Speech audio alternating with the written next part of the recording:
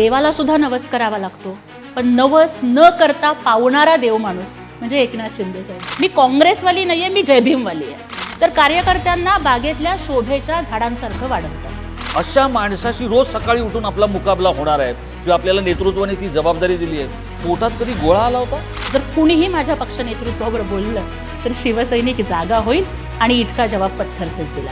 ही पुस्तकं वाचणाऱ्या एका विद्यार्थिनीला, एका तरुणीला एकनाथ शिंदे वाचणं कठीण वाटतंय? इतकं ते कठीण आहे? एकनाथजी शिंदे साहेबांचं व्यक्तिमत्व हे चांगल्या चांगल्याला कोड्यात पाडेल. तुम्हाला एकनाथ शिंदेकडे घेऊन जाणारी व्यक्ती कोण होती? मी एका झोपडपट्टीतून येते तेव्हा मला झोपडपट्टी म्हणून ट्रोल केलं गेलं. आणि जर मी खरंच अनवाणी पायानं सोलापूरच्या गल्लीत चाललेली मुलगी दिल्लीत जाते, त्यामुळे मला वाटतं की लॉटरी लॉटरी लॉटरी जे लोक बोलतात याच्या आधी ज्या राज्यसभेवर होत्या त्यांना कुठल्या गोष्टीची लॉटरी लागली असेल याचाही प्रश्न त्यांना विचारावा. महाराष्ट्रातून राज्यसभेवर निवडून जाण्यासाठी 7 जागांचा फैसला करायचा होता. शिवसेनेचे मुख्य नेते आणि राज्याचे उपमुख्यमंत्री एकनाथ शिंदे यांच्याकडून एका जागेचा निवाडा व्हायचा होता. या जागेसाठी अनेक ज्येष्ठ श्रेष्ठ मंडळींच्या नावाची चर्चा होती. पण एकनाथ शिंदे हे राजकीय गूढ निर्णयासाठी ओळखले जातात. जे पोटात आहे ते ओठात येईलच याची काही खात्री नाही. जे डोक्यात आहे ते कुणाला चेहऱ्यावर दिसेल याचीही काही कल्पना येऊ शकत नाही. अशा नेतृत्वाने एका अशा तरुणीला थेट दिल्ली दरबारी पाठवलं की जिचं कालपर्यंतचं आयुष्य हे अक्षरशः कष्टकऱ्यांचं आणि तितकंच उपेक्षितांचं होतं. या सगळ्या गोष्टींवर काम करण्यासाठी एकनाथ शिंदेंना नेमकी कुठून ऊर्जा मिळाली? त्यांनी केलेली निवड ही अनेकांना धक्का देणारी आहे. हे जरी खरं असलं तरी या निवडीमुळे येणाऱ्या काळामध्ये आणखी एकनाथ शिंदे कोणाकोणाला धक्का देणार आहेत? ही निवड नेमकी कोणाची आहे? ती तरुणी काय करते? आणि या सगळ्या गोष्टींच्या प्रश्नांना वाट करून देण्यासाठी मी आपल्याला एका अशा व्यक्तीला भेटवणार आहे की जिने खरंच आपलं राजकीय बालपण, राजकीय तारुण्य आणि राजकीय उमेदी ही अत्यंत कष्टाने उभी केली आहे. त्या मुलीला, त्या तरुणीला मी आपल्याला भेटवणार आहे. आपल्या लक्षात आलं असेल मी बोलतोय प्राध्यापक ज्योती वाघमारे यांच्याबद्दल. ज्योतिताई, आपलं टाईम महाराष्ट्रामध्ये खूप खूप स्वागत. धन्यवाद. मी जसं माझ्या प्रस्तावनेमध्ये म्हटलं की तुमच्या निवडीने अनेक ज्येष्ठ श्रेष्ठ श्रीमंत, अतिश्रीमंत, गर्भश्रीमंत या सगळ्यांनाच धक्का देण्याचं काम एकनाथ शिंदे यांनी केलं. आणि सगळ्यांच्या लगेच लक्षात आलं, म्हणजे सगळ्यांची चर्चा सुरू झाली की ही मुलगी कोण आहे, ही बाई कोण आहे, ही आली कुठून, ही चालली कुठे. तर हे जे काय सगळं आहे, आता तुम्ही खासदार झालेलाच आहात, बिनविरोध झालेला आहात. हा सगळा जो काही अनुभव आहे नाव निश्चित झाल्यापासून ते आजपर्यंतचा नेमका काय आहे? आपण आता बोलताना उल्लेख केला श्रीमंत, अतिश्रीमंत, गर्भश्रीमंत. गर्भश्रीमंत. मला खरं तर आज आपल्या माध्यमातून धन्यवाद द्यायचे एकनाथजी शिंदे साहेबांच्या सारख्या नेतृत्वाचे की ज्यांनी पैशाच्या श्रीमंतीपेक्षा विचाराची श्रीमंती, शिक्षणाची श्रीमंती, कष्टाची श्रीमंती आणि संघर्षाची श्रीमंती कदाचित महत्त्वाची मानली. ते स्वतःही अशाच एका कष्टकरी परिवारातून आले. ते स्वतः एक शेतकरी पुत्र आहे. त्यांच्या पत्नीनं, त्यांच्या आईनं कदाचित जो संघर्ष केला, तो त्यांनी जो डोळ्यासमोर पाहिला, तोच संघर्ष कदाचित या लाडक्या बहिणींच्यामध्येही त्यांना दिसला. म्हणून त्यांनी ज्या पद्धतीनं लाडक्या बहिणींना ओवाळणी दिली, आज त्याच पद्धतीनं लाडक्या बहिणी फक्त आर्थिकदृष्ट्या सक्षम होऊ नयेत, तर राजकारणात सुद्धा लाडक्या बहिणींचा आवाज बुलंद झाला पाहिजे, हेच कदाचित त्यांना वाटलं असेल. म्हणून त्यांनी माझ्यासारख्या खूप सर्वसामान्य परिस्थितीतून येणाऱ्या की जिचं सगळं आयुष्य हे झगडण्यामध्ये गेलं आहे, लढण्यामध्ये गेलं आहे, जी मुलगी कायम कधी गरिबीशी लढली आहे, कधी अज्ञानाशी लढली आहे, कधी अंधाराशी लढली आहे, ज्या मुलीनं घरात जागा नसताना एका मठाच्या कट्ट्यावर पिंपळाच्या झाडाखाली बसून अभ्यास केला आहे, पण ती कायम मेरिटमध्ये आली आहे, जिचे आईबाप गरीब आहेत, परंतु गरिबी आहे म्हणून न लाजता तिच्या आईबापांनी तिला कायम लढण्याचे संस्कार दिले. मला वाटतं ह्या सगळ्या संघर्षाचा सन्मान करण्याचं काम या राज्यसभेच्या उमेदवारीमधून झालं. आपण म्हणलात त्या पद्धतीनं अनेक नावं चर्चेत होती, परंतु मी सुद्धा पूर्णतः अनभिज्ञ होते की मला राज्यसभेची खासदारकी मिळणार आहे. जेव्हा आदरणीय साहेबांनी मला बोलवलं तेव्हा ते म्हणाले की ताई एक केंद्राची कमिटी आहे आणि त्या कमिटीसाठी मी तुमचा विचार करतोय. तेव्हा मी तर म्हणाले की साहेब तुम्ही प्रवक्ता म्हणून एवढी मोठी जबाबदारी मला दिलीत. शिवसेनेच्या दसरा मेळाव्यामध्ये बोलणं हा अत्यंत महत्त्वाचा सन्मान समजला जातो. तो तुम्ही मला दिलात. आता तुम्ही काही द्या किंवा देऊ नका, मी आयुष्यभर तुमच्यासाठी आणि शिवसेनेसाठीच काम करणार. तर एका कमिटीसाठी म्हणून त्यांनी मला कागदपत्र तयार करायला लावली. पण शेवटच्या दिवशी अर्ज भरायला काही तास शिल्लक असताना आदरणीय उपमुख्यमंत्री एकनाथ शिंदे साहेब आणि तरुण तडफदार खासदार डॉक्टर श्रीकांत शिंदे साहेब यांनी मला ज्या क्षणी सांगितलं की ताई आपण तुमचा फॉर्म हा राज्यसभेसाठी भरतोय आणि शिवसेनेकडून तुम्ही राज्यसभेवर जाणार आहात, तो प्रचंड भावनिक करणारा क्षण होता. प्रचंड म्हणजे एकाच वेळेला आनंद आणि त्याच वेळेला आत्तापर्यंतच्या आयुष्यातला सगळ्या संघर्षाचा पट एका क्षणात नजरेसमोरून सरकून गेला. ज्या मुलीनं कधी कुठल्याच पदाची अपेक्षा केली नव्हती, शिवसेनेतल्या या संपूर्ण प्रवासात कधीच मी आदरणीय एकनाथ शिंदे साहेबांना मला अमुक पद द्या तमुक पद द्या हे कधीच मागायला गेले नाही. पण मला वाटतं की हो अजून माणुसकी जिवंत आहे, अजून कष्ट करणाऱ्या कार्यकर्त्यांच्या वरती लक्ष ठेवणारे एकनाथ शिंदे साहेबांच्यासारखे नेते आहेत. त्यामुळं मी गहिवरून म्हणाले की देवाला सुद्धा नवस करावा लागतो, पण नवस न करता पावणारा देव माणूस म्हणजे एकनाथ शिंदे साहेब. मी तुम्हाला अगदी मला त्याच गोष्टीकडे घेऊन जायचं आहे.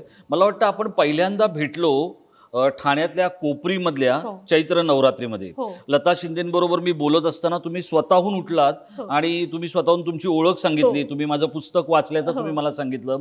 ते मला तर नीट आठवतंय. आणि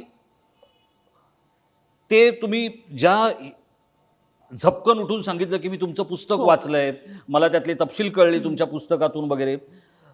हे जे वाचन आहे, हे माणसं वाचत, परिस्थिती वाचत, पुस्तकं वाचत, समाज वाचत इथपर्यंत येताना सगळ्यात जास्त कुठे अडखळायला झालं होतं? कारण तसं तर तुम्ही काँग्रेसमध्ये पण होतात. म्हणजे हो. शिंदेंची शिवसेना किंवा बाळासाहेबांची शिवसेना हा काय तुमचा पहिला प्रयत्न नाही आहे. तुम्ही काँग्रेसमधून आलेल्या एका मुलीला शिवसेनेची राज्यसभेची उमेदवारी आणि खासदारकी मिळते.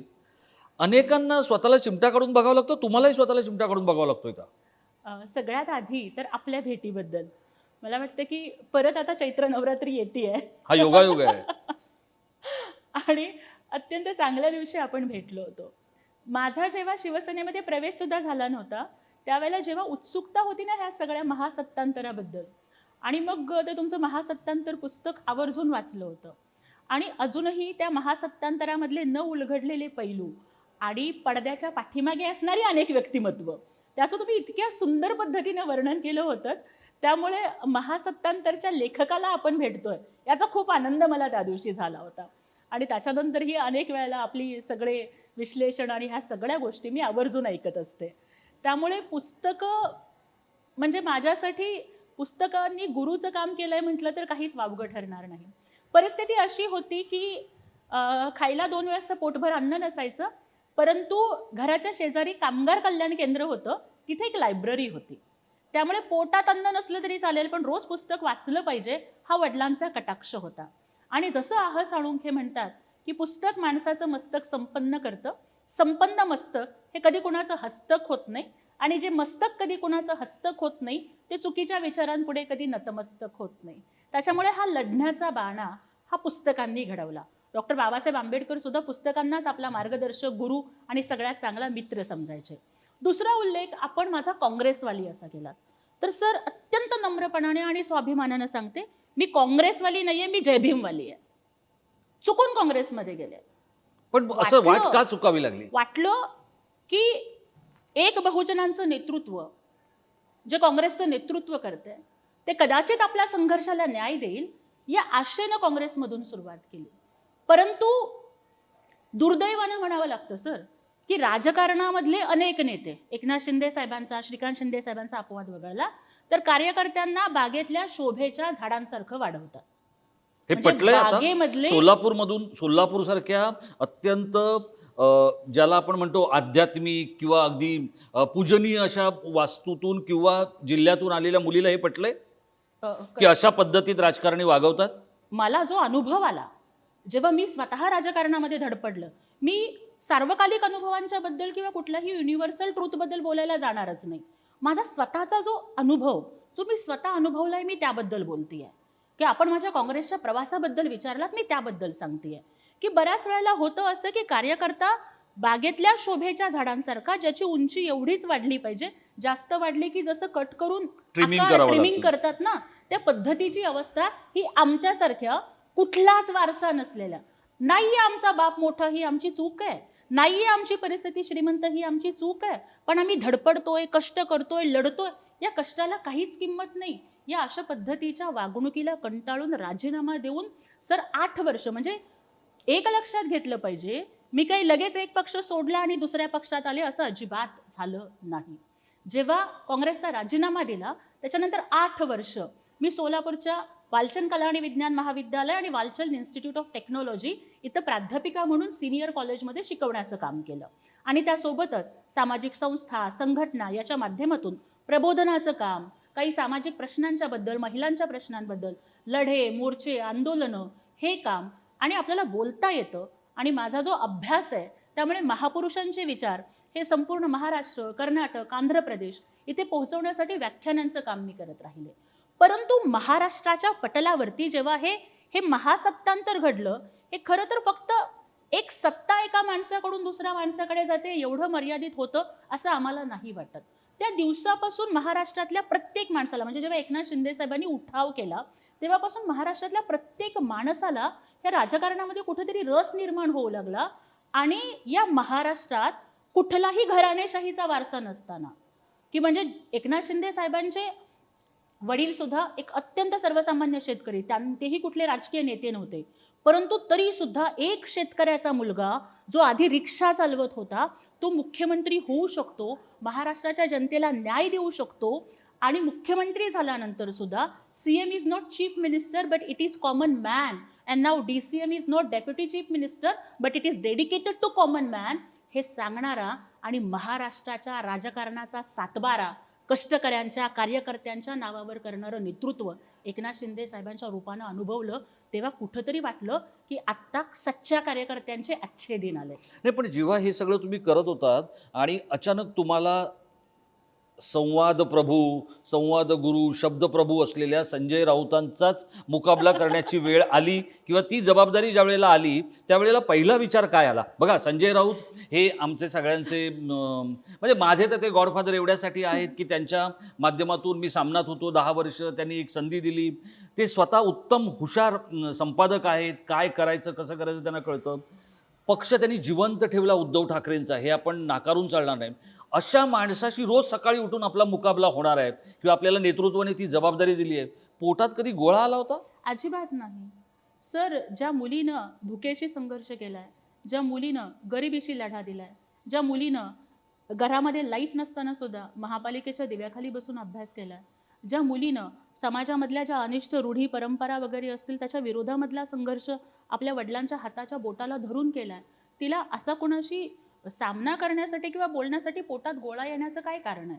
परंतु अजून मी जबाबदारीने एक गोष्ट सांगू इच्छिते की अशा पद्धतीने कुठल्याही एका व्यक्तीला उत्तर देण्याची किंवा एका व्यक्तीचा सामना करण्याची जबाबदारी ही माझ्या पक्ष नेतृत्वानं मला कधीच दिली नाही. कारण आदरणीय एकनाथ शिंदे साहेब हे नेहमी म्हणतात की आपल्याला लोकांच्या टीकेला कामानं उत्तर द्यायचं आहे. आम्ही जे काही व्यक्त होतो हे कार्यकर्ता आणि शिवसैनिक म्हणून आमच्या प्रामाणिक भावना आहेत. ज्या पद्धतीनं आपल्या बापाला कोणीतरी बोललं की आपल्याला राग येतो, आपल्या आईला कोणीतरी बोललं की आपल्याला राग येतो, आपल्या भावाला कोणीतरी बोललं की आपल्याला राग येतो, त्याच पद्धतीनं आमचे लाडके भाऊ एकनाथ शिंदे साहेबांना कोणी बोललं की आम्ही लाडक्या बहिणी अस्वस्थ होतो आणि त्यामधून ते पडसाद उमटत असतात. आपण संजय राऊतांच्या कर्तृत्वाचा उल्लेख या ठिकाणी केला. ते एक उत्तम संपादक, पत्रकार म्हणून नक्कीच त्यांचा सन्मान आहेच. परंतु ज्या पद्धतीनं ते माईकवर थुंकतायत किंवा ज्या पद्धतीची शिवीगाळीची ते भाषा ते वापरतायत, खरं तर ती त्यांनी करू नये. म्हणजे वादाचे मुद्दे, मतभेदाचे मुद्दे हे अनेक असू शकतात, परंतु ते भाषेचा सन्मान आणि भाषेचे संस्कार पाळून जर ते व्यक्त झाले तर मला नक्कीच आनंद होईल. मला तुम्हाला हेच विचारायचं आहे की संजय राऊत हे जेव्हा काही पण बोलतात तर तो ऐकणाऱ्याच्या अंगाचा तिळपापड होईल. जो निस्सीम कार्यकर्ता त्या पक्षात आहे त्याला तो प्रचंड संतापजनक वाटू शकेल असा तोच त्यांचा संवाद असतो किंवा शब्द असतात.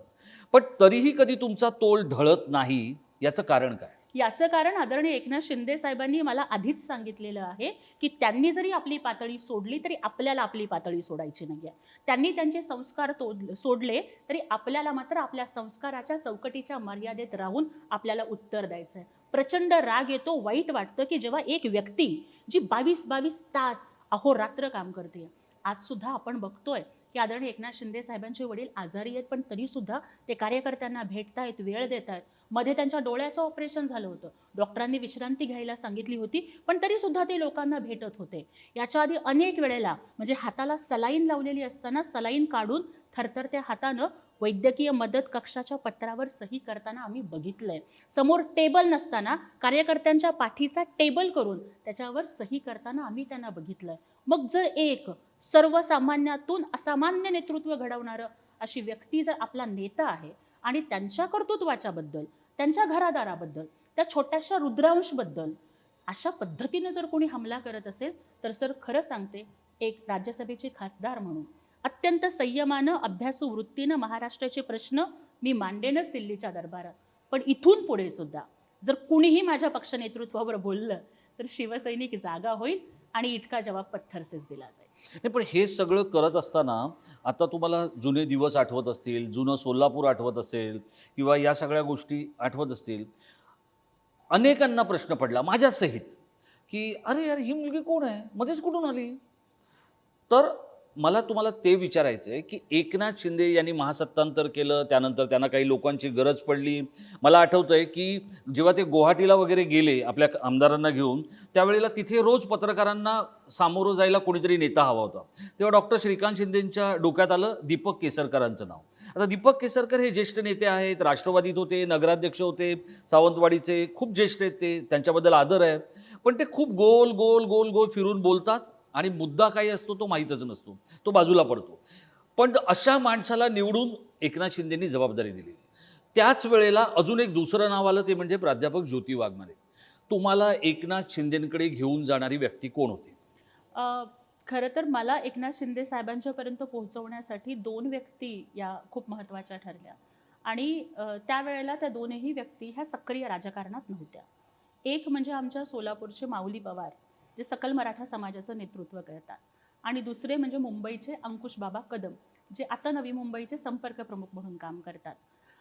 राजकारणापासून लांब होऊन जेव्हा फक्त सामाजिक काम करत होते तेव्हा मनाशी खूणगाठ बांधली होती की राजकारण आपल्यासारख्या सर्वसामान्यांचं काम नाही आहे. मग त्याच्यापेक्षा आपण आपलं बोलता येतं तर प्रबोधन करू, व्याख्यानं करू, पथनाट्य करू, विद्यार्थ्यांना घडवू, एक चांगली शिक्षिका बनू आणि बाबा काहीतरी करून आपलं एक कुटुंबाला आपण हे करू आणि सामाजिक काम करू, असंच डोक्यात होतं. परंतु जेव्हा हे महासत्तांतर घडलं आणि एकनाथ शिंदे साहेबांच्या एका पाठोपाठ एक धडाकेबाज निर्णय आम्ही बघू लागलो, त्यात ते जेव्हा आषाढी वारीला आले पंढरपूरमध्ये, तेव्हा ते महाराष्ट्राचे पहिले मुख्यमंत्री होते की जे म्हणजे आत्तापर्यंतच्या सगळ्या मुख्यमंत्र्यांनी येऊन आषाढी वारीला पूजा केली. परंतु एकनाथ शिंदे साहेब हे पहिले मुख्यमंत्री की जे महापूजेच्या आधी येऊन त्यांनी वारकऱ्यांची सोय होते का नाही हे पाहिलं. अगदी स्वच्छता झाली आहे का नाही, चंद्रभागेचं पात्र स्वच्छ आहे का नाही, मग वारकऱ्यांसाठी जे मोबाईल टॉयलेट्स उभे केले होते ते सुद्धा उघडून तिथे पाणी चालू आहे का नाही हे नळ चालू करून बघणारा मुख्यमंत्री आम्ही पहिल्यांदा बघितला. म्हणजे हे सगळं भारावून टाकणारं होतं आणि ही व्यक्ती काहीतरी वेगळी आहे आणि ह्याला सर्वसामान्यांच्या दुःखाची जाण आहे, हे आम्ही सोलापूरकरांनी तेव्हा अनुभवलं. मग तेव्हा कुठंतरी मनामध्ये वाटलं की हे नेतृत्व आपल्याला न्याय देऊ शकतं. मग त्यावेळेला अंकुश बाबा कदम आणि माऊली दादा पवार यांनाही वाटत होतं की आपली ताई खूप धडपडतीये, कष्ट करतीये, तर तिच्या कष्टाला न्याय एकनाथ शिंदे साहेबच देऊ शकतात. त्याच्यामुळे त्यांनी माझी आणि एकनाथ शिंदे साहेबांची भेट घडवून दिली. पण मला एक अजून त्यातला एक मुद्दा असा आहे की हे आता मी खूप असंख्य कार्यकर्त्यांना बघत असतो, भेटत असतो आणि माझ्या पत्रकारितेचा आत्मा हाच ग्रासरूटवरचे लोक. आता पण तुम्ही पाहिलं, आपण जिथे मुलाखतीला भेटलोय तर जवळपास 200 कार्यकर्ते महिला तुमच्या स्वागताला आल्या, तर त्यांच्याशी असलेला माझा कनेक्ट हा एक वेगळ्या स्वरूपाचा आहे. हा जो कृतज्ञता भाव आहे, आता समजा माऊलीबद्दल असेल किंवा अंकुशदादा कदमांबद्दलचा असेल, तर हा आपण यांचं नाव घेतलं पाहिजे. बऱ्याच वेळेला आपण एकदा का एका निश्चित टप्प्यावर पोचलो की मग आपण नेतृत्वाचेच गोडवे गात बसतो आपण खरा मार्ग, खरी पायवाट कुठली आहे हे सांगायचं विसरतो. हा प्रामाणिकपणा नेमका कुठून आला? म्हणजे तो कम्युनिस्टांच्या तालमीत तयार झालेल्या आणि पॅन्थरचे सहकारी असलेल्या वडिलांनी दिला, की टक्क्या टोनप्यांनी दिला, परिस्थितीने दिला? कुठून आला हा प्रामाणिकपणा? हा मला वाटतं हा प्रामाणिकपणा जीवनातल्या प्रवासाने दिला सर. कारण जीवनातला प्रवास इतका खडतर गेला, पावला पावलावरती इतक्या ठेचा लागल्या, की मग आपल्यासोबत उभे राहणाऱ्या आणि अडचणीमध्ये आपला हात धरणाऱ्या प्रत्येकाचे आपण कृतज्ञ असले पाहिजेत. ती कृतज्ञता ज्या दिवशी संपेल ना, मग कदाचित त्या दिवशी आपण माणूस म्हणून खूप पोकळ होऊन जाऊ. पण असं वाटतं, की आता सध्या राजकारण ऐसान फरामोश लोकांची बिरादरी झालंय असं वाटतं कधी-कधी जाणवताना? लोकं संधीसाधू पद्धतीने वागत असतात. मोठे नेते त्यापेक्षा छोट्या नेत्यांशी, त्यापेक्षा छोटे नेते कार्यकर्त्यांशी, कार्यकर्ते आणखी आपल्या वस्तीतल्या लोकांशी, असा ऐसान फरामोशीचा एक खूप मोठा संसर्ग सध्या महाराष्ट्राच्या आणि देशाच्या राजकारणाला झालाय? सगळीकडे जरी बजबजपुरी माजलेली असली तरी सुद्धा जसं वाळवंटामध्ये ओयासिस असतं ना, तसं या राजकारणातल्या बजबजपुरीमध्ये एक माणुसकीचं गाव उभं आहे. आणि ते माणुसकीचं गाव म्हणजे एकनाथ शिंदे साहेब. जेव्हा जेव्हा त्यांच्याकडे बघतो ना, तेव्हा तेव्हा वाटतं की राजकारण हे फक्त थोड्या मोठ्यांच्या लेकाबाळांसाठी नाही आहे. हे राजकारण सर्वसामान्यांसाठी आहे. जेव्हा ती व्यक्ती मुख्यमंत्री झाली ना, तेव्हा महाराष्ट्रातल्या प्रत्येक बहिणीला पटलं की अरे बाबा, कुणीतरी मुख्यमंत्री झाल्यानंतर माझ्या आयुष्यात फरक पडू शकतो. कुणीतरी मुख्यमंत्री झाल्यानंतर माझ्या खात्यामध्ये दर महिन्याला ओवाळणी येऊ शकते. ते मुख्यमंत्री झाल्यानंतर कळालं की मुख्यमंत्री वैद्यकीय सहायता कक्ष हा इतका प्रभावी ठरू शकतो, हजारो लोकांचे जीव वाचवू शकतो. आणि एकनाथजी शिंदे साहेबांचं नेतृत्व, की जे पहलगामला दहशतवाद्यांचा हल्ला होऊ दे किंवा आता दुबईमध्ये लोक अडकू देत, त्या प्रत्येक ठिकाणी सगळ्या गोष्टी बाजूला ठेवून हा माणूस तिथे धावतो, पळतो, आपला प्रोटोकॉल बाजूला ठेवतो. आणि आदरणीय खासदार श्रीकांतजी शिंदे साहेब, जे अगदी म्हणजे मला एक प्रसंग आठवतो की त्यांचं हेलिकॉप्टर एका आदिवासी दुर्गम गावामध्ये गेलेलं होतं आणि छोट्या छोट्या मुलांनी गर्दी केली हेलिकॉप्टर बघायला. तेव्हा श्रीकांत दादांनी त्या मुलांना हेलिकॉप्टरची चक्कर मारून आली. मग असे जेव्हा हे माणुसकी दाखवणारे प्रसंग आमच्यासारख्या कार्यकर्त्यांना जिवंत ठेवतात, आमच्यासारख्या शिवसैनिकांना प्रेरणा देतात. आणि आत्ताचाही म्हणजे हा जो निर्णय, हा मला वाटतं की हिंदू हृदय सम्राट बाळासाहेब ठाकरेंच्या स्टाईलनी झालेला निर्णय. अगदी खरं आहे. मी त्याच्याकडे येणार हो. होतो. कारण आता मला त्याच्याकडे येणं हे क्रमप्राप्त एवढ्यासाठी वाटतंय, की राहुल शेवाळे जे माजी खासदार आहेत, गजानन कीर्तीकर जे स्वतः ज्येष्ठ खासदार आहेत, आनंदराव अडसूळ जे माजी मंत्री आहेत, शायना एनसी, संजय निरुपम, अशी एकापेक्षा एक धुरीणांची नावं आम्ही ऐकत होतो. त्यातले अनेक लोकं माझ्या संपर्कात होते, काही सांगत होते, काहींना स्वतः शिंदेसाहेब काही बऱ्याच वेळेला शिंदेसाहेब काही व्यक्त होत नाहीत. ते ऐकत राहतात. ते साठवत राहतात स्वतःच्या डोक्यात, स्वतःच्या मनात.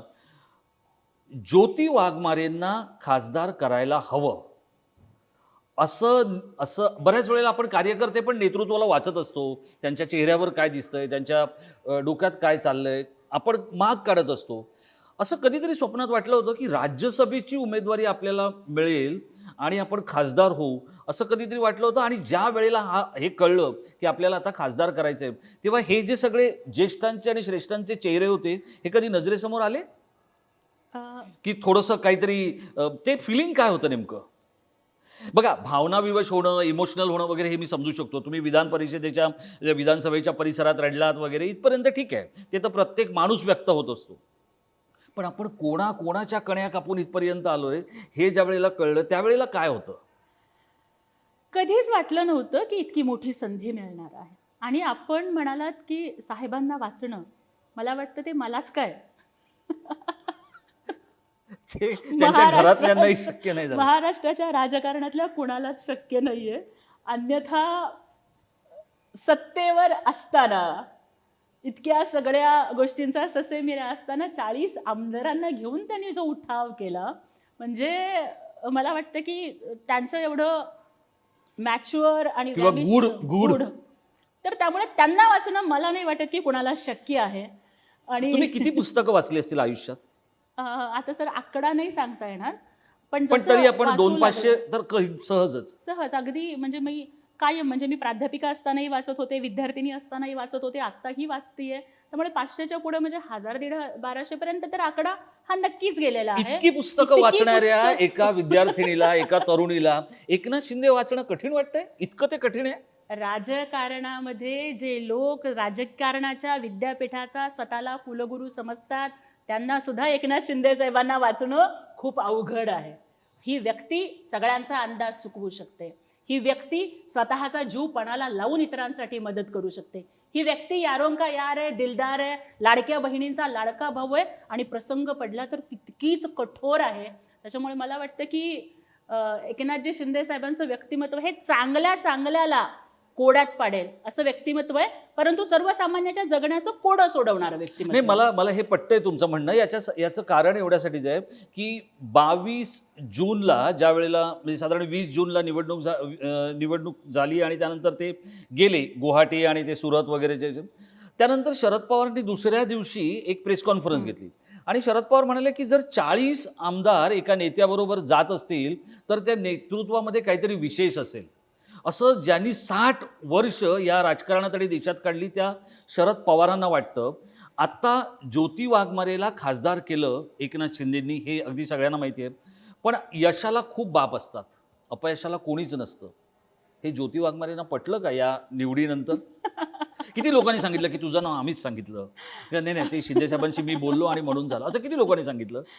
अनेक लोक बोलले, परंतु मला बोलले ना माहिती आहे, म्हणजे? हो, परंतु मला हे नक्की माहिती आहे की आदरणीय एकनाथजी शिंदे साहेब आणि आमचे संसदीय गटनेते अत्यंत तरुण, तडफदार, अभ्यासू खासदार आणि मुख्यमंत्र्यांचा मुलगा असताना सुद्धा ज्यांनी कायम आपले पाय जमिनीवरती ठेवले ते खासदार डॉक्टर श्रीकांत शिंदे साहेब यांनी नक्कीच माझ्या नावाचा आग्रह धरला असेल. त्याच्यामुळे त्यांच्याप्रती आयुष्यभर कृतज्ञ राहील. नाही, मला एक सांगा की हे दोन्ही आता म्हणजे बाप से बेटा सवाईवाला उद्योग, मी तर ह्या दोन्ही बघा, मी माझी मैत्री अगदी खुल्यापणाने कबूल करतो. माझी एकनाथ शिंदेबरोबर मैत्री आहे आणि श्रीकांत शिंदेबरोबरही मैत्री आहे. आता अनेकांना असं वाटतं की तू जास्त जवळ कोणाचा, तर ते दोघं सांगतील, ते मी नाही सांगणार. पण या दोघांपैकी वाचणं कोणाला कठीण आहे? एकनाथ शिंदेंना वाचणं कठीण आहे की डॉक्टर श्रीकांत शिंदेंना वाचणं कठीण आहे? जसं तुम्ही म्हणालात ना, बाप से बेटा सवाई, तसं दोघांनाही वाचणं कठीण आहे. पण तसं जर बघायला गेलं, जसं म्हणतात ना की त्या दोघांना समजून घेणं एका वेळेला खूप सोपं पण आहे आणि एका वेळेला खूप अवघड पण आहे. त्यांच्या राजकीय निर्णयांचा अंदाज आपण नाही बांधू शकत, परंतु ते ज्या पद्धतीनं लोकांसाठी काम करतात, ते ज्या पद्धतीनं कार्यकर्त्यांना न्याय देतात. मला आठवतो दादा तो प्रसंग की दसरा मेळाव्याच्या पहिल्या भाषणाच्या आधी एवढा मोठा तो जनसमुदाय बघून थोडीशी गांगरलेली मी आणि खासदार डॉक्टर श्रीकांत शिंदेसाहेब माझ्या जवळ आल्याने म्हणाले, ताई, जसं नेहमी बोलता तितक्याच तडफेनं, तितक्याच लढाऊपणाने बोला, आम्ही तुमच्यासोबत आहोत. किंवा आज खासदारकीच्या नंतर थोडीशी गांगरलेली, हे सगळं कसं अंगावर पचवावं, आलं. असं त्यावेळेला मी जेव्हा थोडीशी गांगरले त्यावेळेला, ताई तुम्ही काही काळजी करू नका, दिल्लीमध्ये आम्ही आहोत तुमच्यासोबत, असा विश्वास देणारे खासदार डॉक्टर श्रीकांत शिंदे साहेब. आणि न बोलता सुद्धा पहाडासारखं प्रत्येक संकटात माझ्या पाठीशी उभे राहणारे एकनाथ शिंदे साहेब. ही माणसं मला वाटतं माझ्या आयुष्यामध्ये खूप, म्हणजे मी शब्दामध्ये व्यक्त करता येणार नाही एवढं मी त्यांच्याप्रती कृतज्ञ आहे. नाही बघा, असं आहे की तुम्ही काही काल परवा राजकारणाच्या वाटेवर आला नाही आहात. एक सायझेबल वेळ तुम्ही काम केलं आहे. जन्म एका बापानं दिला, त्याने कष्टप्रद आयुष्य वाट्याला आलं, ते काय त्याच्याही हातात नव्हतं, तुमच्याही हातात नव्हतं. पण आत्ता ज्या वेळेला एकनाथ शिंदेंनी राजकीय बाप किंवा राजकीय पितृत्व स्वीकारलं आहे, त्यावेळेला त्यांच्यासाठी काय करावं असं वाटतंय? कारण मी त्यांच्या पक्षात जे बघतोय तो अनेक ठिकाणी गोंधळ माजलेला मला दिसतोय. विद्यार्थी चळवळीमध्ये गोंधळ आहे. बघा, मी अत्यंत परखडपणे बोलतो, हे तुम्हाला माझा स्वभाव माहीत असेल. त्यांच्या पक्षात खूप बजबजपुरी आहे, खूप गोंधळ आहे, एकनाथ शिंदे सगळीकडे धाव. तुम्हाला नेमकं पक्षासाठी किंवा या संघटनेसाठी काय करावं की हा जो भाग आहे ना, हा मी बांधून काढेन असं वाटतंय? सगळ्यात आधी तर तुम्ही जो राजकीय बाप हा उल्लेख केलात ना सर, खरंच म्हणजे एका बापानं एका लेकीला उभं करण्यासाठी किंवा तिच्यासोबत तिच्या पाठीशी उभं राहण्यासाठी जो आशीर्वाद द्यावा लागतो तो एकनाथ शिंदे साहेबांनी दिला. सर, राज्यसभेची खासदारकी दिली हा माझ्यासाठी भावनिक क्षण होता. पण त्याहीपेक्षा भावनिक क्षण एक असा होता की काही वर्षांपूर्वी आम्ही बघितलं होतं की एक आमच्या भागातल्या महिला आमदार पहिल्यांदा निवडून आल्या होत्या. त्यांचे वडील खूप मोठे नेते होते आणि पहिल्यांदा आपली लाडकी लेक निवडून आल्यावर विधान भवनात ते स्वतःच्या गाडीत बसवून तिला घेऊन आले होते आणि प्रत्येकाला सांगत होते की ही माझी मुलगी आहे. माझ्यासाठी उमेदवारीपेक्षा आनंदाचा क्षण हा होता की बघा, एकनाथ शिंदे साहेब खूप मोठे नेते आहेत, श्रीकांत शिंदे साहेब खूप मोठे नेते, देशाची जबाबदारी आहे त्यांच्यावरती. मग तेही मला नॉमिनेशन देऊ शकत होते, 10 आमदारांच्या सह्या देऊ शकत होते, कुणाला तरी सोबत पाठवून जा तुम्ही फॉर्म भरून घ्या म्हणून सांगू शकत होते. माझ्यासोबत स्वतःच्या लेकीला, स्वतःच्या बहिणीला घेऊन जावं त्या पद्धतीने स्वतःच्या कॅनव्हामध्ये हे दोघेही म्हणजे एकनाथ शिंदे साहेब आणि श्रीकांत शिंदे साहेब मला सोबत घेऊन आले. फॉर्म भरेपर्यंत ते माझ्यासोबत थांबले. माझ्या फॉर्मवरती पहिली सही त्यांनी केली. ही मला खासदारकीपेक्षा जास्त आनंद देणारी गोष्ट आहे. आजकाल स्वतःच्या लेकरांच्या पाठीमागे कोणीही थांबतो, पण एक बाप असा आहे की केंद्रीय मंत्रिपद देताना स्वतःच्या मुलाला देत नाही, खरंय, दुसऱ्या ज्येष्ठ नेत्याला देतो. पण एका गरीबाच्या पोरीला द्यायची वेळ येते, एका मागासवर्गीयाच्या पोरीला द्यायची वेळ येते, तेव्हा मात्र कुठलाही विचार न करता, कुठल्याही भावना काही मध्ये न आणता एका गरीबाच्या पोरीसाठी एवढा कठोर निर्णय घेतो. मला सांगा दुसरं काय हवं? त्यामुळे मी तर म्हणते की बघा की पुरुषांना सगळेजण बाप म्हणतातच, पण मला वाटतं या जगामध्ये विठ्ठलाला माऊली म्हणतात, कारण तो पुरुष असून सुद्धा वेदना समजून घेऊ शकतो. ज्ञानेश्वरांना माऊली म्हणतात, कारण पुरुष असून सुद्धा ते वेदना समजून घेऊ शकतात आणि ममता समजून घेऊ शकतात. एकनाथ शिंदे साहेब माझे राजकीय बाप आहेत, पण आम्हा तमाम शिवसैनिकांची ती एकनाथ माऊली सुद्धा आहे. बापाचं कणखरपण पण आहे आणि तितकंच कार्यकर्त्यांच्या दुःखाला, वेदनांना न्याय देणारी तो कनवाळूपणा, ती दयाबुद्धी आणि ते सगळ्यांना सामावून घेणारे ह्या गोष्टी आहेत. त्यानंतर तुम्ही बोललात तो म्हणजे जबाबदारीचा प्रश्न. पक्षाच्या बद्दल किंवा इतर सगळ्या गोष्टींच्या बद्दल एक तटस्थ पत्रकार म्हणून कदाचित आपलं निरीक्षण असू शकेल, पण मी आज या जागेवरती उभी असताना मी एवढंच सांगू इच्छिते की पक्ष संघटना, पक्ष बांधणी या बाबतीत निर्णय घेण्याचा अधिकार हा पूर्णपणानं मुख्य नेते माननीय एकनाथजी शिंदे साहेबांचा आहे. आणि ते जे कुठली जबाबदारी माझ्यावरती देतील त्या प्रत्येक जबाबदारीला न्याय देण्यासाठी मी अहोरात्र कष्ट करेन, एवढंच मी या ठिकाणी सांगू शकते. तुमच्याबरोबर स्पर्धेत होते राहुल शेवाळे. राहुल शेवाळे हे एकनाथ शिंदे यांचे सुपुत्र असलेल्या श्रीकांत शिंदे यांचे अत्यंत घनिष्ठ मित्र आहेत. राहुल शेवाळे माझेही मित्र आहेत. राहुल शेवाळेंवर एक माझा व्हिडिओ आल्यानंतर त्यांना थोडंसं वाईट वाटलं होतं, पण मी ते परखड माझा जो स्वभाव आहे त्याप्रमाणे त्याचं जे काय होतं त्याचं विश्लेषण केलं. आत्ता ज्या वेळेला आपल्या मुलाच्या मित्राला, आपल्या दिल्लीतल्या पहिल्या सहकार्याला, कारण राहुल शेवाळे हे पहिल्यांदा त्या महासत्तांतरानंतर एकनाथ शिंदेंबरोबर आले, हे सगळं करून एका दलिताच्या मुलीला, एका मागासवर्गीयाच्या मुलीला, एका कष्टकऱ्याच्या मुलीला खासदार करणाऱ्या एकनाथ शिंदेंच्या पक्षामध्ये ज्या वेळेला आता ज्योती वाघमारे काम करेल, राहुल शेवाळे हेही स्वतः मागासवर्गीय, राहुल शेवाळे हे स्वतः अभ्यासू, ठाकरेंच्या किचन कॅबिनेटचे पण मेंबर होते आणि आता शिंदेंच्या किचन कॅबिनेटचेही मेंबर आहेत. अशा दिग्गजांचा सामना करणं कठीण असणार आहे की राजकीय विरोधकांचा सामना करणं दिल्लीत कठीण असणार आहे? कोणाचा असणार? खरं तर सर, तुम्ही जे बोलताय की राहुल शेवाळे सर माझे खासदार आहेत, ते अत्यंत अभ्यासू आहेत, त्यांचं शिवसेनेसाठीचं योगदान खरंच खूप मोठं आहे. त्यांच्या नेतृत्वाचा, त्यांच्या योगदानाचा मी सन्मान करते, परंतु त्यांचा सामना करावाच लागणार नाही, कारण ते माझे भाऊ आहेत आणि भाऊ हा बहिणीच्या पाठीशी उभा राहणार आहे. उलट राहुलजी दादा शेवाळे त्यांचे जे दिल्लीतले अनुभव आहे इतकं ते मला शिंदेच्या सांगतील. शिवसेनेमधलं वातावरण निकोप आहे. नक्की मला चिमटा काढून बघावं लागेल. नक्की बघा, कारण आमची शिवसेना हे कुटुंब आहे. एकनाथ शिंदे साहेब हे कारण कुटुंब तिथे अनेक प्रमुख आहेत. ताया, अनेक माया, अनेक अक्का यांच्यामध्ये खूप सगळी मोठी लढाई सुरू असताना ही कोण कुठली सोलापूरची सिद्धेश्वर एक्सप्रेस पकडून मुंबईत आली आणि तिकीट घेऊन दिल्लीत गेली अशी तुमच्याबद्दलची भावना आहे? सगळ्या आमच्या तायांनी महिला दिनाच्या दिवशी सत्कार पण केला आणि आशीर्वाद पण दिला की लढ आणि शिवसेनेच्या महिला आघाडीचा आवाज बुलंद कर. शिवसेनेतलं वातावरण हे एका कुटुंबासारखं आहे आणि एखाद्या कुटुंबामध्ये सुद्धा कधी कधी थोडंसं भाऊ बहिणींच्या मध्ये काही जरी झालं बरोबर तरी आहे. आणि एकत्र त्यामुळेच तो राहतात. राहुल दादा त्या दिवशी सत्काराला नव्हता, महिला दिनाच्या दिवशी, आणि त्यामुळे राहुल दादांचे जे अत्यंत निकटवर्तीय समजल्या जाणाऱ्या अनिल त्रिवेदींनी त्या कार्यक्रमाचं सूत्रसंचालन केलं. आणि सगळ्यात महत्त्वाचं म्हणजे प्रेक्षक हो, ज्या वेळेला ज्योती वाघमारे बोलत होत्या त्यावेळेला एकनाथ शिंदेंचं तिथे आगमन झालं. त्यांना पुढच्या कार्यक्रमाला जायचं होतं, पण त्यांनी ज्योती वाघमारेंना थांबा, मला कार्यक्रम उरकून जाऊ द्या, असं काही करू दिलं नाही. अनिल त्रिवेदींना सांगितलं त्यांना पूर्ण बोलू द्या आणि त्यानंतर त्या बोलत राहिल्या. हे बोलत राहण्याची जी प्रक्रिया आहे हीच इथपर्यंतच्या टप्प्यावर घेऊन आली. शब्दांनी जी काही धार दिली त्या धारेमुळेच आज हे धारदार नेतृत्व उभं राहिलं. असं वाटतं की भीमशक्तीमध्ये, दलित चळवळीमध्ये अशी अनेक मुलं आहेत. त्यांच्यासाठी कधी ज्योती वाघमारेंना प्रयत्न करावा लागला तर तो करण्याची तयारी आहे का? कारण भीमशक्तीची सगळ्यात मोठी एक अडचण मला जी दिसते ते आपलं निशाण फडकलं, की मागे काय होतंय ते काही बघायचं नाही. अशी शक्ती म्हणजे भीमशक्ती असं गेल्या काही वर्षांमधल्या या चळवळीचं स्वरूप आपल्याला दिसतंय. या चळवळीला एक नेतृत्व नाहीये. काहीशी दिशाहीन झाली आहे. प्रत्येकजण आपलं दुकान लावून बसलाय. एकूण दलित चळवळीबद्दल तुमचं स्वतःचं आकलन काय आहे? सगळ्यात आधी तर शब्दांच्या प्रती कृतज्ञता. जसं तुकोबाराय म्हणतात की आम्हा घरी धन शब्दांचीच रत्ने शब्दांचीच शस्त्रे यत्न करू. सर या शब्दांनीच भाकरी दिली, या शब्दांनीच अस्तित्व दिलं, या शब्दांनीच सन्मान दिला. बोलता येतं म्हणूनच या पोरीची ओळख निर्माण होऊ शकली. म्हणजे केवळ बोलता येतं म्हणूनच आज एक दलिताची पोरगी खासदार होऊ शकली. आणि याच्या आधी आदरणीय राष्ट्रपती प्रतिभाताई पाटील सोलापुरात आल्या तेव्हा त्यांच्याही मंचावर सूत्रसंचालन करण्याचीही संधी मिळाली. त्यामुळे शब्दांच्या प्रती खरंच कृतज्ञ आहे.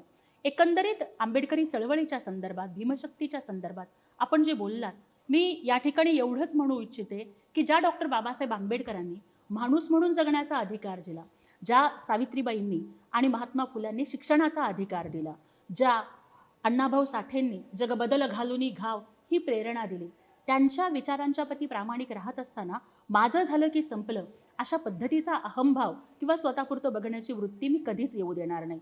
मला पूर्णपणानं माहिती आहे की माझा सन्मान हा माझ्या एकटीचा अजिबातच नाही आहे. हा त्या विचारांचा, त्या चळवळीचा, त्या भीमशक्तीचा सन्मान आहे. की मी तिथे जात असताना जर मी मंचावरती अगदी दसऱ्या मेळाव्याच्या मंचावरती सुद्धा म्हणतीये की भीमराज की बेटी मैं जय भीमवाली हूँ, तर तोच अंगार, तोच उपेक्षितांचा हुंकार हा इथून पुढच्या प्रत्येक पावलामध्ये तितक्याच ताकदीनं आला पाहिजे याच्यासाठी धडपड करत राहील. आणि आपण खरोखर ज्यांचा उल्लेख केला की या आमच्या भीमशक्तीमधील चळवळीमधील अनेक चेहरे ज्यांचं सगळं आयुष्य संघर्षात गेलं. मी कदाचित नशीबवान आहे की एकनाथजी शिंदे साहेब या परिसाचा स्पर्श झाला आणि आयुष्य सोन्याचं झालं. पण आज असे अनेक संघर्षामध्ये असलेले चेहरे, त्यांनाही कसा न्याय देता येईल आणि एकनाथजी शिंदे साहेब या रत्नपारख्याच्या पर्यंत त्यांना कसं पोहोचवता येईल यासाठी प्रामाणिकपणे धडपड करत राहील. सोलापूर किंवा सोलापुरातली वेगवेगळे तालुके आणि आपण सोलापूरच म्हणूया, सोलापूर ते मुंबई आणि वाया मुंबई दिल्ली, हा जो एवढा सगळा प्रवास आहे, जवळपास आता साधारण एक 2-2.5 दशकं तुम्ही काम करताय. विद्यार्थी चळवळीपासून ते आजपर्यंत खासदार होण्याच्या प्रवासापर्यंत. आयुष्यात हे सगळं सोडून एकदा बाजूला होऊया असं वाटण्या इतपत, कारण कसं आहे की सतत एका विशिष्ट समाजाकडून मागासवर्गीयांचं खच्चीकरण हे काही काल आणि आज होत नाही आहे. ते रमाबाईंच्या वाट्याला आलं, ते भीमरावांच्या वाट्याला आलं, ते क्रांतिज्योतींच्या वाट्याला आलं आणि ते महात्मांच्याही वाट्याला आलं. असं सगळ्यात अपमानित होणारा क्षण आज या टप्प्यावर पोचल्यानंतर कोणता वाटतं? अपमानित होणारा असं नाही म्हणता येणार, परंतु अनेक वेळेला अनेक आघात असे घाय झाले. मोकलून रडायला लावणारा क्षण कोणता होता? माझ्या आयुष्यातला मी सगळ्यात जास्त रडले तो क्षण असा होता की ज्या वेळेला वाटत होतं की इंग्रजीसारख्या विषयामधून PhD केली आहे, सेट क्वालिफाईड आहे, नेट क्वालिफाईड आहे, आणि आता वाटत होतं की बोर्डात आलेली मुलगी आहे, इतकं सगळं एज्युकेशनल क्वालिफिकेशन आहे आणि त्याच्यानंतर कुठेही नोकरी मिळत आणि आपण आपल्या कुटुंबाला सन्मानाची भाकरी देऊ शकू. पण प्रत्येक वेळेला इंटरव्ह्यूला गेल्यानंतर ज्या वेळेला संस्था तुम्ही किती डोनेशन देऊ शकता हे विचारायच्या, त्यावेळेला मात्र घरी जाऊन रडायचे. ज्या वेळेला सोलापूरच्या पुरामध्ये काम करत होते आणि प्रामाणिकपणानं लोकांच्यापर्यंत मदत पोहोचवण्याचा प्रयत्न करत होते, नव्हतं माझ्याकडे कुठलेही संवैधानिक पद, पण या देशाचे एक नागरिक म्हणून जेव्हा एका प्रशासकीय अधिकाऱ्याला प्रश्न विचारला त्यावेळेला ज्या पद्धतीनं ट्रोल केलं गेलं, ज्या पद्धतीची भाषा वापरली गेली, त्यावेळी खरंच रडायला आलं. पण प्रत्येक वेळेला स्वतःला समजावलं की रडणं आणि लढा सोडून पळणं हा कुठल्याही गोष्टीवरचा उपाय नाही आहे. जर तुला ही संधी मिळाली असेल तर तुला लढत राहावं लागेल, कारण कितीतरी महिलांना स्वतःला व्यक्त करण्याचीही संधी मिळत नाही, काम करण्याचंही व्यासपीठ मिळत नाही. ते जर मिळालं असेल तर असं लोक काय म्हणतील, जग काय म्हणेल आणि अनामिक चेहरे कुठल्या पद्धतीने ट्रोल करतायत किंवा पिंडाला टोचणारे कावळे जगाने बघितलेत, परंतु महिलांना रोज सोशल मीडियावरती जे कावळे टोचतायत त्यांचाही सामना करून कुठेतरी पुढं आलं पाहिजे आणि आईबापाच्या कष्टाला न्याय दिला पाहिजे. ज्या नेत्याने आपल्यावरती विश्वास ठेवला आहे त्या नेत्याच्या विश्वासाला आपण पात्र ठरलं पाहिजे. ही प्रेरणा कधी खचू देत नव्हती. आणि मला अजून एक वेगळा प्रश्न की आता तुम्ही इंग्रजीमधून PhD केली असं तुम्ही म्हणालात, पण तुम्ही तेलुगूमध्ये पण PhD केली नाही, नाही केली? नाही. मग काय? तेलुगू आम्ही घरी बोलतो. हं. सोलापूर हे एक बहुभाषिक शहर आहे. सोलापूर हे दक्षिणेचं प्रवेशद्वार आहे. आम्ही म्हणजे मोची समाजाची मी मुलगी आहे. मागच्या जवळपास एक 3-4 पिढ्यांच्या पूर्वी आमचे पणजोबा वगैरे सोलापुरामध्ये आले. ते तेलंगणा, आंध्रामधून इकडे आल्यामुळं तेलुगू ही त्यांची मातृभाषा होती. संपूर्ण शिक्षण हे मराठी माध्यमातून झालं.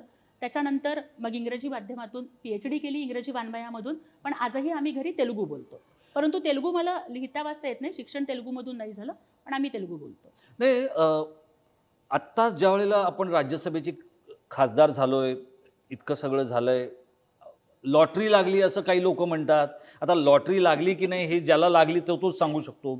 पण त्यापेक्षा मला एक सगळ्यात महत्त्वाचा प्रश्न जो आत्ता माझ्या समोर येतोय तो म्हणजे 2029ला आपल्याकडे सीमांकन होणार आहे, डिलिमिटेशन होणार आहे. वेगवेगळे मतदारसंघ अगदी दिल्लीपासून, संसदेपासून ते विधानसभांपर्यंत बदलले जाणार आहेत. खूप मोठ्या प्रमाणात महिलांना संधी मिळते.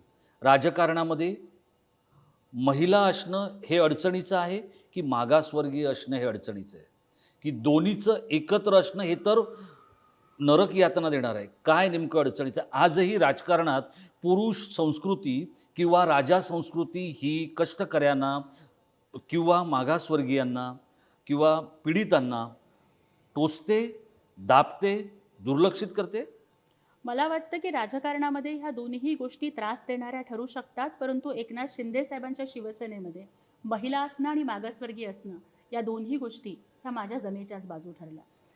आपण बघू शकतोय की तुम्ही एखाद्या मागास समाज घटकात आता खरं तर सर मी जेव्हा बोलले की एका दलिताच्या मुलीला संधी दिली, अनेक लोकांनी मला ट्रोलसुद्धा केलं की तुम्ही जातीचा उल्लेख करताय.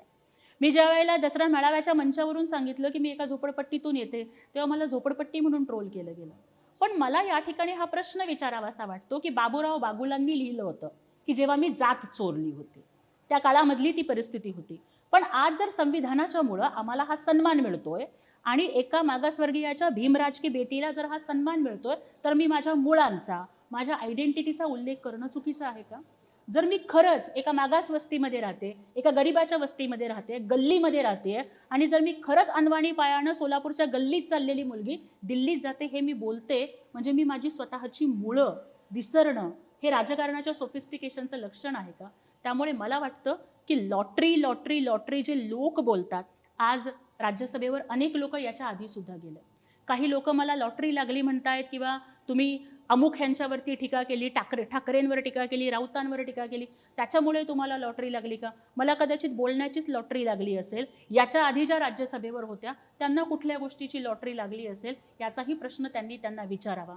आज कुठल्या पक्षातून आजोबा जात आहेत, कुठल्या पक्षातून नातू जात आहेत, कुठल्या पक्षातून लेक वडिलांसाठी पळापळ करतेय किंवा भाऊ बहिणीसाठी पळापळ करतो हे महाराष्ट्र बघतोय. परंतु प्रस्थापित राजकीय घराण्यातून आलेल्या व्यक्तीला थेट राज्यसभा मिळाली तर त्यांना नसते लॉटरी लागत. पण संघर्ष करणाऱ्या जर एका कार्यकर्तीचा सन्मान एक नेता करत असेल तर तिथे लॉटरी लागते. आणखी काय मी प्रूव्ह करावं सर? आयुष्य संघर्षात गेलंय. मी वयाच्या 12व्या वर्षामध्ये होते तेव्हा वडिलांच्या निवडणुकीचा प्रचार केला. तेव्हापासून अनेक लढे दिले, अनेक चळवळी केल्या, अनेक पथनाट्य केली, शिकले. म्हणजे एका अशिक्षित आईबापाची पोर PhD होते, बोर्डामध्ये येते, 10 वर्ष म्हणजे जी तेलुगू बोलते घरामध्ये, जिचं शिक्षण मराठी माध्यमातून महापालिकेच्या शाळेमधून झालंय, ती सोलापूरच्या एका नामवंत इंजिनिअरिंग महाविद्यालयामध्ये 10 वर्ष सिनियर कॉलेजला इंग्रजी विषय शिकवते, सॉफ्ट स्किल्स शिकवते, कम्युनिकेशन स्किल्स शिकवते. त्याच्यानंतर राजकारणात आल्यानंतर नेत्याने दिलेली प्रत्येक जबाबदारी ही तेवढ्याच प्रामाणिकपणानं पेलते. आणि तरीसुद्धा माझ्या बाबतीत लॉटरी लागली का हा प्रश्न विचारला जातो का? मी मागासवर्गीय म्हणून मला विचारला जातो, मी दलित आहे म्हणून विचारला जातो का, माझा बाप हा वेटर होता, माझी आई चादरीच्या कारखान्यात काम करत होती म्हणून विचारला जातो? तर मला वाटतं की या सगळ्यांच्या मानसिकतेवरतीच मला कुठेतरी संशय निर्माण होतो. पण अभिमानानं सांगते that although the entire world is thinking I am undeserving, but there are 2 persons they think that I am deserving. First one is Honorable Eknath Shinde and the second one is Dr. Shrikant Shinde, and I will prove with my performance, yes, I am deserving. He lottery नाही आहे. ज्या पद्धतीनं प्रत्येक शैक्षणिक परीक्षेमध्ये मेरिटमध्ये आले, आज पुन्हा परत प्राध्यापका सोडून विद्यार्थिनीच्या भूमिकेत जाईल, संसद समजून घेईन, राज्यसभा समजून घेईन, महाराष्ट्राचे प्रश्न समजून घेईन आणि नेत्यानं जी जबाबदारी खांद्यावर टाकली आहे त्याला प्रामाणिकपणानं न्याय देण्याचा विनम्रपणानं प्रयत्न करेन. माझा शेवटचा प्रश्न, या सगळ्या याच्यानंतर आत्ता पण आपण पाहिलं की शेकडो महिलांनी ते औक्षण केलं, कोणी शॉल दिली, पुष्पगुच्छ दिले. मला 2 लोकांच्या प्रतिक्रिया जाणून घ्यायच्या आहेत या मुलाखतीच्या शेवटी. एक म्हणजे तुम्ही सर्वाधिक हल्ला ज्यांच्यावर करत आलात त्या शिवसेनेच्या नेत्या सुषमा अंधारेंचा फोन आला का या खासदारकीनंतर, आणि घरी गेल्यानंतर, खासदार म्हणून घरी गेल्यानंतर बाबांची प्रतिक्रिया किंवा आईची प्रतिक्रिया काय होती? या 3 लोकांच्या प्रतिक्रियेशी मी कन्सर्न आहे. सुषमाताईंचा फोनवर माझं बोलणं झालं नाही, पण मला खात्री आहे की चळवळीमध्ये काम करणाऱ्या एका धडपडणाऱ्या पोरीला न्याय मिळाला म्हणून सुषमाताईंना आनंदच वाटत असेल. मी नशीबवान आहे की माझं नेतृत्व हे कष्ट करणाऱ्या कार्यकर्तीला न्याय देतं. त्यांनीही खूप प्रयत्न केले. त्यांचं नेतृत्व त्यांना कदाचित न्याय द्यायला कमी पडतंय किंवा काय करतंय, किंवा त्यांचं नेतृत्व कुठल्या महिलेला संधी देण्यासाठी प्रयत्न करत होतं, मग त्या मराठी होत्या का अमराठी होत्या, म्हणजे त्यांचं नेतृत्व हे एका सोशलाईट महिलेला राज्यसभेत पाठवण्यासाठी प्रयत्न करत होतं आणि आमचं नेतृत्व हे सोशलिस्ट महिलेला राज्यसभेत जाण्यासाठी प्रयत्न करत होतो. हाच कदाचित फरक आहे. बाबांची आणि आईची प्रतिक्रिया मी शब्दात नाही सांगू शकत. ती खूप साधी माणसं आहेत. आईनं तर कधी मुंबई पण बघितली नव्हती. डोळ्यातल्या अश्रूंशिवाय आणि थरथरणाऱ्या हातांनी डोक्यावरती ठेवलेल्या आशीर्वादाशिवाय ते माझ्याशी काहीच बोलू शकले नाहीत. माझ्यासाठी अत्यंत अभिमानाचा क्षण होता जेव्हा विधानभवन कधीच न बघितलेल्या माझ्या आईवडिलांना मी विधानभवनामध्ये घेऊन आले. मी विनंती केली होती शिंदे साहेबांना, श्रीकांत दादांना, की मला खासदारकीचं प्रमाणपत्र माझ्या आईवडिलांना घेऊन स्वीकारायचं आहे. विधानभवनाच्या पायऱ्यांवरती आईवडिलांना सोबत घेऊन उभं राहताना जो आनंद आणि अभिमान वाटला तो आयुष्यात कितीही मोठं पद मिळालं तरी वाटू नाही शकणार. त्याच्यानंतर विधानमंडळामध्ये असलेल्या छत्रपती शिवरायांच्या चरणाशी, चैत्यभूमीला बाबासाहेबांच्या चरणाशी आणि शिवाजी पार्कवरती हिंदू हृदयसम्राट बाळासाहेबांच्या स्मृतीस्थळावर, दिघे साहेबांच्या शक्तीस्थळावर त्या प्रमाणपत्र ठेवून वंदन करताना जी प्रेरणा मिळाली ती प्रेरणा आयुष्यभरासाठी पुरेशी आहे. शब्द कमी पडावेत असा हा क्षण आहे. काय बोलावं काही कळत नाही. आपण पाहिलं असेल की आपल्या अश्रूंना वाट करायला मिळू नये म्हणून पापण्या झाकणाऱ्या या सोलापूरच्या लेकीनं जे काही घडवलेलं आहे किंवा जे काही समोर आणलेलं आहे ते एका अशा माणसामुळे की जो माणूस खऱ्या अर्थानं परिस्पर्श घेऊन या महाराष्ट्रामध्ये, या देशामध्ये फिरतोय. त्याचं नाव आहे एकनाथ संभाजी शिंदे. आणि अशाच नेत्यांबरोबर काम करणाऱ्या अशा शेकडो नव्हे हजारो कार्यकर्त्यांना न्याय मिळावा यासाठी ज्योती वाघमारे, ज्या प्राध्यापिका म्हणून महाराष्ट्राला परिचित आहेत आणि त्यांच्या पॅन्थर चळवळीत काम करणाऱ्या वडिलांना आपली लाडकी लेक दिल्लीत खासदारकी भूषवताना बघायला मिळतंय, याच्यासारखा दुसरा सुखद धक्का नसेल.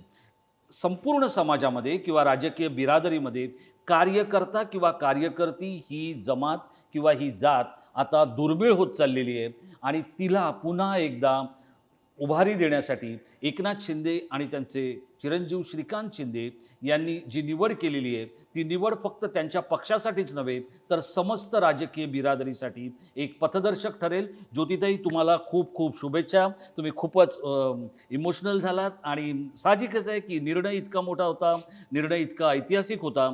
तुमच्या प्रत्येक पावलावर तुम्हाला यश मिळो अशा शुभेच्छांसहित तुमची रजा घेतो. तुम्ही टाईम महाराष्ट्रासाठी जो वेळ दिला त्याबद्दल खूप खूप धन्यवाद. धन्यवाद. आपल्या माध्यमातून संपूर्ण महाराष्ट्रासमोर मला व्यक्त होता आलं, मनाचे अंतरंग उलगडता आले आणि असं वाटलं नाही की मुलाखत देते. छान गप्पा आपल्या मोठ्या होत आहेत असं वाटलं.